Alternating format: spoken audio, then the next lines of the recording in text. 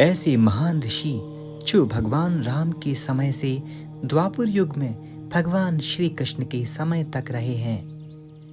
ऐसे महान गुरु जिनके शिष्यों ने स्वयं भगवान शिव और भगवान श्री कृष्ण के प्रत्यक्ष दर्शन किए हैं। उन महान ऋषि का नाम है महर्षि धौम्य। महर्षि धौम्य एक महान तपस्वी थे। वे प्रजापति कृशास्च और धिषणा के पुत्र थे और इसी नाते वे प्रसिद्ध ऋषि देवल वेदशिरा के भाई भी थे। वे इतने महान थे कि उनको देवताओं के गुरु बृहस्पति के समान समझा जाता था। उनका एक नाम आयुध भी था, इसीलिए उनको प्राय आयुध धौम्य भी कहा जाता है। महर्षि धौम पांडवों के कुलगुरु तथा उपमन्यु, आरुणि, पांचाल और वेद के भी गुरु थे। धौम्य पांडवों के परम हितैषी थे। जब जब पांडवों पर संकट आया तब तब महर्षि धौम्य ने उनकी सहायता की। कई बार जब पांडव वन में दुखी होते और भटकते तब तब महर्षि धौम उन्हें मार्गदर्शन करते। उन्हीं ने उनको भगवान श्री कृष्ण की शरण में जाने की प्रेरणा दी। अक्सर पांडवों पर जब भी कोई संकट आता, भगवान ही ऋषि मुनियों को उनके पास भेज देते थे। महर्षि धौम्य उन ऋषियों में से एक थे। जब पांडव ध्रुव क्रीड़ा में हार कर 12 वर्ष के वनवास के लिए गए तो महर्षि धौम्य भी उनके साथ चले गए थे। और मार्ग में जब भूख से व्याकुल पांडवों के सामने भोजन की समस्या आई तो महर्षि धौम्य ने ही पांडवों को भगवान सूर्य को प्रसन्न करने की विधि उपासना बताई और उन्हें संतुष्ट करके अक्षय पात्र प्राप्त कराया। ये ऐसा अक्षय पात्र था जिसमें भोजन कभी खाली नहीं होता था। महर्षि धौम्य की दया से ही ये अक्षय पात्र पांडवों को प्राप्त हुआ। युधिष्ठिर महाराज जब तीर्थ यात्रा पर निकले तो धौम्य ऋषि भी उनके साथ गए थे और महर्षि धौम्य ने ही उन्हें सारे तीर्थों का सविस्तार वर्णन किया। तभी लोमश मुनि ने अर्जुन के दूत बनकर उन्हें यह संदेश बताया कि अर्जुन ने भगवान शिव को प्रसन्न करके पाशुपतास्त्र प्राप्त कर लिया है। इसीलिए महर्षि धौम्य और महाराज युधिष्ठिर जल्दी से वापस आए। ऐसा हुआ भी। महर्षि धौम्य जल्दी ही वापस अर्जुन के पास लौट आए।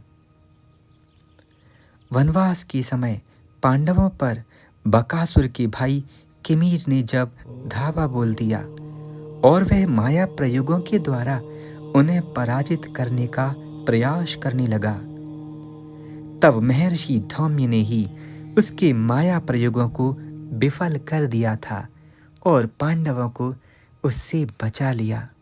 वनवास काल में सिंधु देश का राजा तथा दुर्योधन का बहनोई जयद्रथ एक बार पांडवों की अनुपस्थिति में माता द्रौपदी के पास आया। माता द्रौपदी ने उसका सम्मान और स्वागत सत्कार किया, लेकिन वो दुष्ट जयद्रथ उसकी कुदृष्टि माता द्रौपदी पर पड़ी और वो उनको ले जाने का प्रयास करने लगा।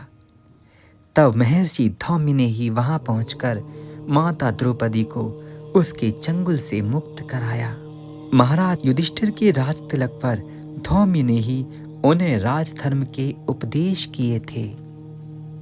सरसैया पर पड़े भीष्म से मिलने जब युधिष्ठिर जी महाराज धौम्य के साथ पहुंचे तब भीष्म पितामह ने भी महर्षि धौम्य का स्वागत किया और उनकी बहुत प्रशंसा की। धौम्य ही महाराज युधिष्ठिर के होता थे और उन्हीं ने महाराज युधिष्ठिर का राज्य अभिषेक किया था। भगवान राम जी रावण वध के बाद जब अयोध्या लौटे तो कई सारे ऋषि मुनि उनसे मिलने आए। उनमें से पश्चिम दिशा से आए मुनियों में महर्षि धौम्य भी थे।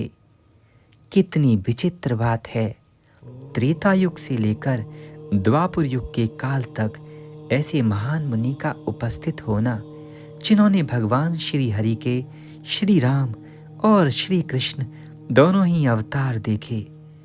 वे प्रभु से अनन्य प्रेम करते थे। जब भगवान श्री कृष्ण शांति दूत बनकर हस्तिनापुर गए, उसके बाद उन्हें द्वारिका भी जाना था। सिर्फ एक दिन ही भगवान वहां ठहर सके।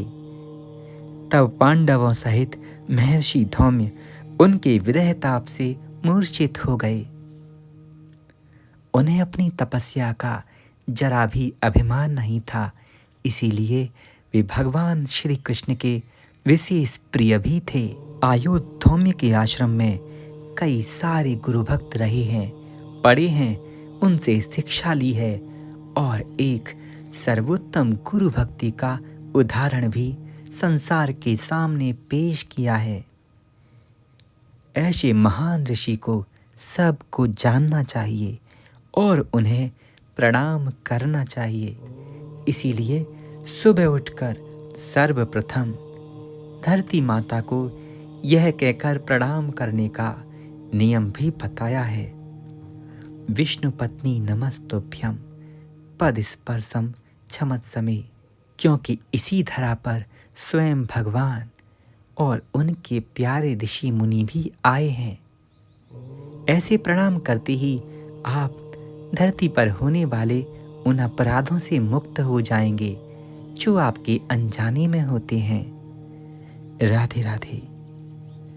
आगे अन्य ऋषि मुनियों की चर्चाएं हम अगले आने वाले वीडियोस में करते रहेंगे। तब तक के लिए जय श्री हरि।